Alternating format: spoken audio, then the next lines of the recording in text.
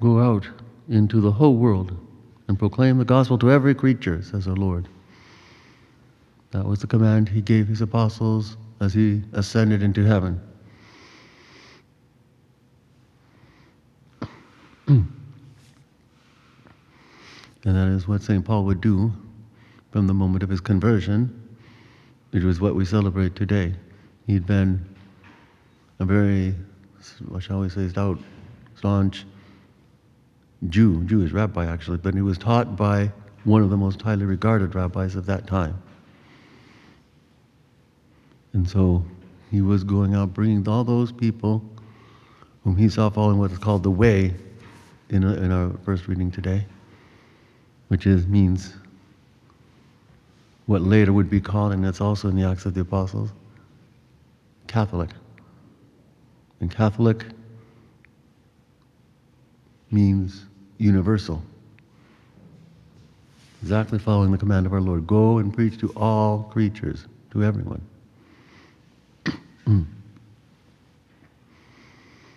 And so here is St. Paul, actually known as Saul at that point. He is the one to whom all the people laid their cloaks at his feet at the martyrdom of St. Stephen.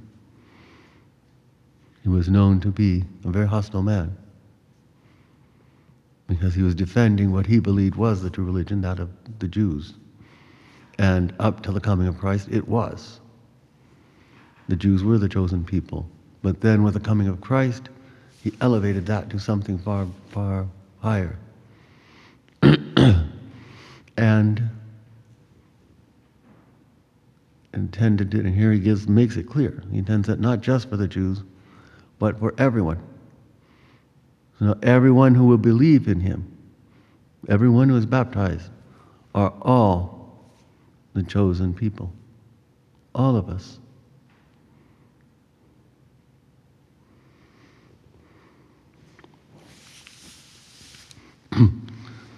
Now we might ask at this point, it says, whoever believes and is baptized, well, our Lord said, whoever believes and is baptized will be saved. Does that mean automatically you're baptized and that's all you have to do, now you're saved? Note what he says afterwards, whoever does not believe will be condemned.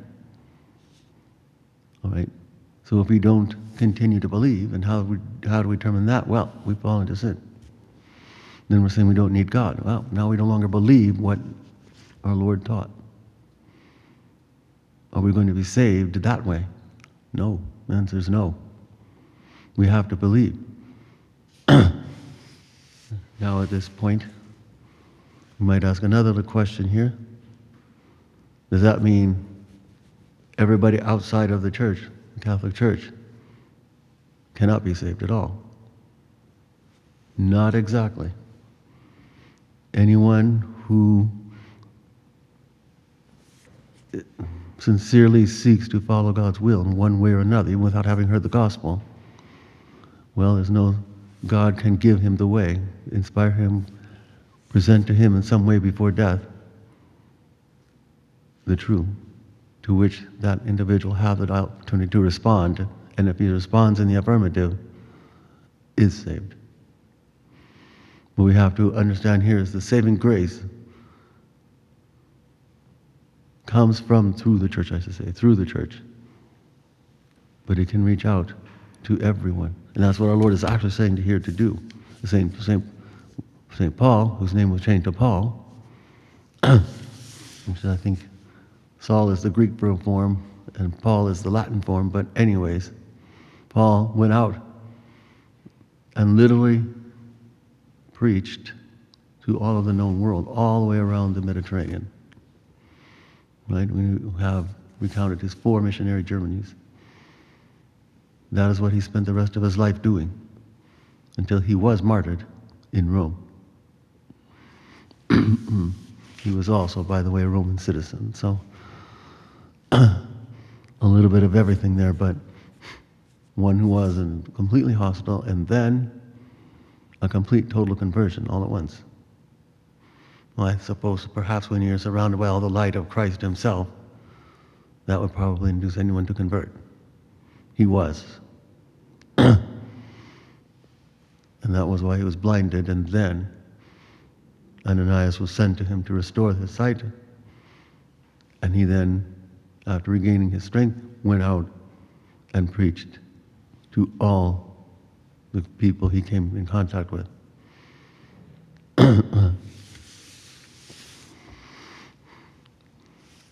Now, does that mean that all of us are called to go out in one way or another preach? Yes, actually.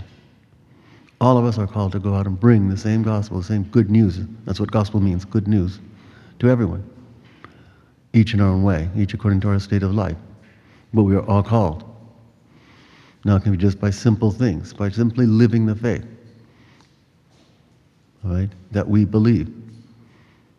Making the sign of the cross in public. Praying your grace before meals by making the sign of the cross can convert someone. I've known that to happen. It can convert someone. Just by a good example. So there are many ways that we can evangelize. Just by giving a good example, living a holy life, we are evangelizing. But we must go on living that faith we believe and reaching out to everyone. God has created us, all of us, for himself, to share his love, his life with us. He wants all of us. He loves all of us, every one of us.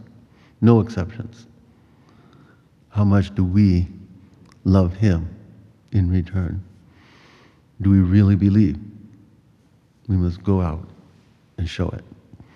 Praise be Jesus and Mary, now and forever.